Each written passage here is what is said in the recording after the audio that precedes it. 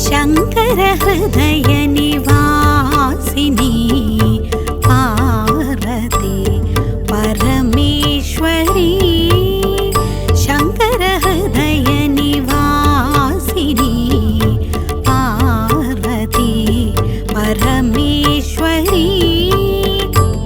జై జగన్మాత దేవి బగళాముఖి. ఓం హ్రీం బగళాముఖి వరదే సర్వసౌభాగ్యప్రదాయిని సమస్త భక్తానాం సర్వాభీష్టం సాధయ సాధయ హ్రీం ఓం స్వాహ. ఈరోజు నేను మీ అందరితోటి ఓ ముఖ్యమైన విషయం మాట్లాడబోతున్నాను.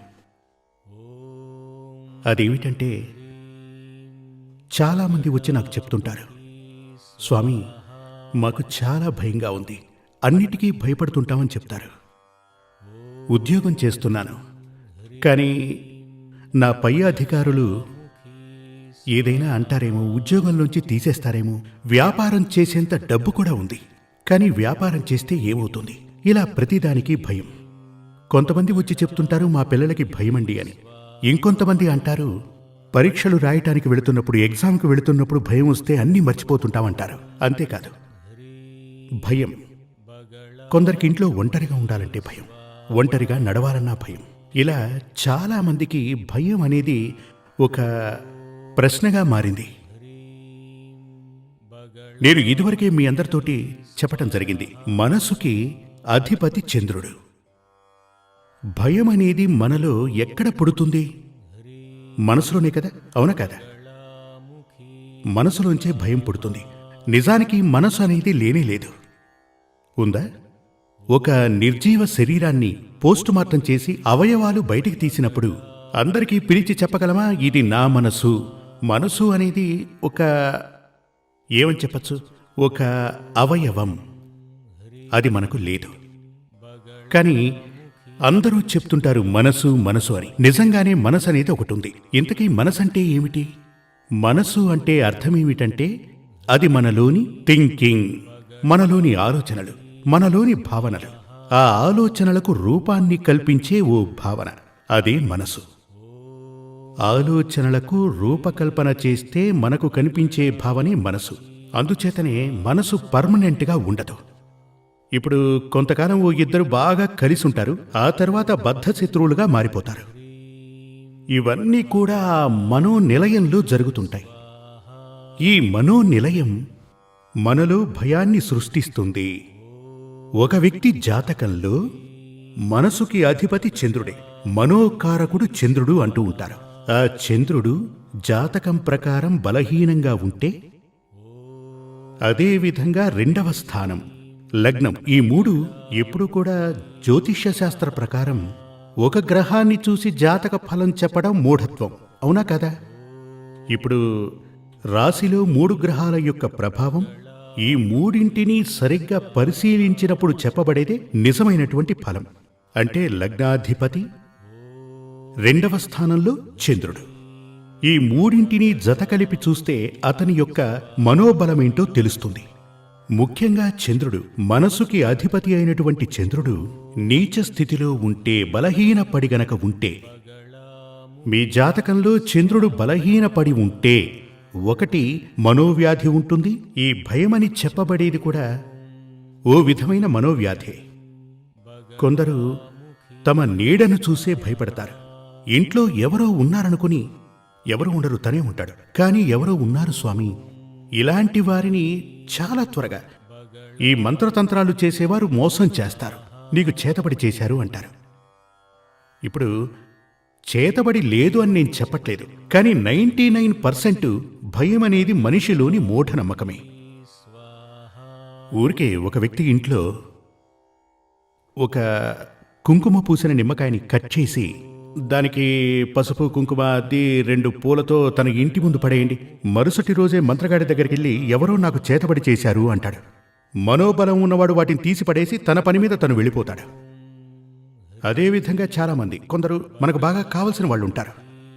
ఒక డెడ్ బాడీ పక్క రూంలో పడి ఉంటుంది, ఇతను ఆ రూమ్ వైపే వెళ్ళాడు. అయ్యో నేను వెళ్ళను, నాకు భయం, అలా అని చెప్తుంటారు. మరణించినటువంటి ఆ దేహం మనల్ని ఏమీ చేయదుగా, ఓ పాషాణం లాంటిది. పాషాణం అంటే తెలుసుగా, ఒక బండరాయి. అది అసలు మనల్ని ఏమీ చెయ్యదు. ఆత్మ అనేది ఒకటి ఉంది, కానీ అది మనల్ని స్పృశించలేదు. ఆత్మ అని చెప్పబడేది ఎలాంటిది అంటే పొగలాంటిది. ఇప్పుడు మీరు చూసుంటారు, ఊటీ, కొడైకెనాల్ లాంటి ప్రదేశాలలో అక్కడ పొగమంచు ఉంటుంది. అది మన కంటికి కనపడుతుంది, కానీ చేత్తో పట్టుకోగలమా? అలాంటిదే ఈ ఆత్మ యొక్క స్వరూపం. అందుచేతనే ఆత్మని అరూపి అంటూ ఉంటారు. అరూపి అంటే ఎటువంటి రూపం లేనిది అని అర్థం. ఆత్మలు అరూపాలు, ఎటువంటి రూపం లేనటువంటివి అలా అని చెప్తారు.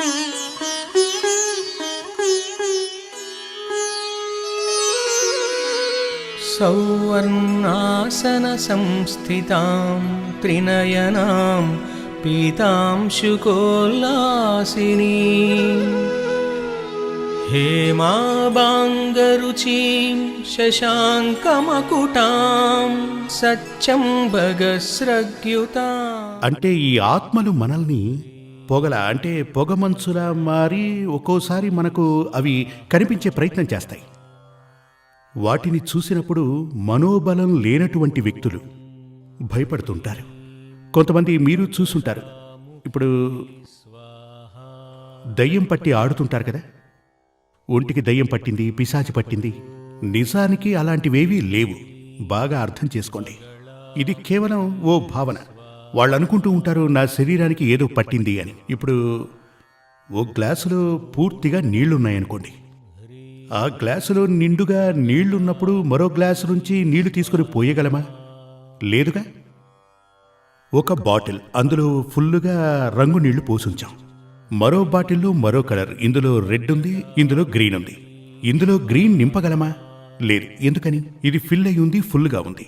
అదేవిధంగా ఒక శరీరంలో ఓ ఆత్మ ఉన్నప్పుడు ఆ ఆత్మ ఆ శరీరాన్ని వదిలి బయటకు వెళ్లకుండా, విడిచిపెట్టి వెళ్లకుండా మరో ఆత్మ అందులోనికి ప్రవేశించలేదు. అంటే నాకు దయ్యం పట్టింది, అలాగే పిశాచి పట్టింది, దేవుడు ఒంటి మీదకు రావటం కూడా అబద్ధమే. అలాంటివేం జరగవు. నేను చెప్తున్నాను, మీరు వినండి. మీరు చాలా ప్రదేశాలకు వెళ్ళుంటారు. కొంతమంది చెప్తారు భగవంతుడు పూనాడు, అమ్మవారు పూనింది అని. ఏమండి, చదువుకున్న వారి ఒంటి మీదకు ఏదైనా ఇలా ఆవహించడం జరిగిందా? ఆలోచించి చూడండి. ఇప్పుడు ఒక ఐఏఎస్, ఒక ఐపీఎస్, ఒక డాక్టరు, ఒక ఇంజనీరు, ఇలా ఎవరి ఒంటి మీదకైనా ఆత్మలు ఆవహించడం మీరు చూశారా? ఇవి 10 లోపు చదివిన వాళ్ళనే ఆవహిస్తూ ఉంటాయి. ఆలోచించి చూడండి. ఇదంతా కూడా ఓ మనోవ్యాధి. కొందరికి దైవం పూనింది అనే భావన ఉంటుంది, మరికొందరికి దయ్యం పట్టుకుంది అన్న భావన ఉంటుంది. ఇవి రెండూ ఒకే చట్టంలో ఉన్నవి. మనోబలం లేనివారికే ఇలాంటి భావనలు ఉంటాయి. ఇప్పుడు మనోబలం మనకు జాతక ప్రకారం లేదు అంటే, ఒకటి, అది భయంగా పరిణమిస్తుంది. ఆ యోగం అంటే ఇక్కడ భాగ్యమని కాదు, గ్రహాలు పరస్పరం చూసుకోవటం, జత కావటం వల్ల ఏర్పడే ఆ పొజిషన్. అందుకే దాన్ని యోగం అంటూ ఉంటాం. జ్యోతిష్ శాస్త్రంలో అలాగే అంటూ ఉంటాం. ఈ గ్రహయోగాలు వచ్చి అదేమిటంటే, చంద్రుడు మైనస్లో ఉంటే, పాపగ్రహాలు ఉన్నా, హీనస్థితిలో ఉన్నా మనలో భయం ఉంటుంది. ఆత్మస్థైర్యం లేనటువంటి వ్యక్తి అయి ఉంటాడు. కొందరు ధైర్యం లేనటువంటి వారు, కొందరికి ఆత్మస్థైర్యం ఉండదు. కొందరికి అనుమానం ఉంటుంది. భార్య మీద అనుమానం, అమ్మ మీద అనుమానం, అలాగే నాన్న మీద కూడా. వాడు ఇది చేశాడు, అది చేశాడు, ఆవిడ చేతపడి చేయించింది, ఇలా వేల కొద్దీ అనుమానాలుంటాయి. ఇలాంటివన్నీ ఏర్పడడానికి కారణం మనోబలం లేకపోవటమే. మనోధైర్యం ఉంటే, ఆత్మస్థైర్యం ఉంటే జీవితంలో మనం విజయం సాధించగలం. ముందు మనలో అదుండాలి. జీవితంలో విజయం సాధించడానికి ఎన్ని కష్టాలొచ్చినా సరే, మనోబలం లేకపోతే అంతే. మనోబలం ఉండి తీరాలి. మనోబలం ఉండాలి అంటే జాతకంలో చంద్రుడు బలంగా ఉండాలి. అంటే జాతకం ప్రకారం నేను చెప్పినట్టు మీ జాతకంలో ఇలాంటి అనుభవాలు గనక మీకు ఎదురైతే ఖచ్చితంగా మీ జాతకాన్ని తీసి చూడండి. అందులో చంద్రుడు బలహీనంగా ఉంటాడు. చంద్రుడు బలహీనపడడానికి కారణం అమావాస్య ఉంది కదా. అమావాస్య నుండి 8వ రోజు అంటే అష్టమి అంటారు. అంటే ఇది అమావాస్య నుంచి 8వ రోజు, అది అష్టమి. దీనిని శుక్లాష్టమి అని కూడా అంటారు. శుక్లాష్టమి నుంచి పౌర్ణమి వరకు, అంటే పౌర్ణమి తర్వాత మరో అష్టమి కూడా వస్తుంది. అది కృష్ణ అష్టమి. కృష్ణపక్షంలో వస్తుంది గనక అది కృష్ణాష్టమి. అంటే మీ జాతకంలో ఆ చంద్రుడు శుక్లాష్టమికి కృష్ణాష్టమికి మధ్యలో ఉన్నవాడైతే ఆ చంద్రుడికి బలముందని అర్థం. లేదు అంటే బలం లేనటువంటి చంద్రుడు. మీకవన్నీ అక్కర్లేదు. మీకలాంటి భావనలు కలిగినా, మనసులో మనోవ్యాధి ఉందని తలచినా మీకు చంద్రుడు నీచ స్థితిలో ఉన్నట్టే. దీనికి మానసమిత్రవటకం అనే ఔషధమే ఉంది. అదేవిధంగా మానసమిత్ర హోమం అనేది కూడా ఉంది. మానసమిత్ర వటకంలో వాడేటువంటి ఔషధాలతో హోమం చేయటం ద్వారానే దీనిని మందులా వాడతాం, దీనిని మంత్రంగా వాడతాం. రెండిటినీ వాడచ్చు. ఇదివరకటి రోజులో మందు మంత్రం అని చెప్పేవాళ్ళు కదా. కొన్ని పద్ధతుల్లో మంత్రం ఒకేలా ఉంటుంది, కానీ మంత్రాల పద్ధతి మారితే బలం కూడా మారుతుంది. మనం పురాణాల్లో చూసి ఉంటాం కదా, రాముడు విల్లు సంధిస్తాడు. ఒక మంత్రాన్ని జపించి విల్లుని సంధించినప్పుడు అక్కడ భయంకరంగా నిప్పు కురుస్తుంది. ఇదే ఆగ్నేయాస్త్రం.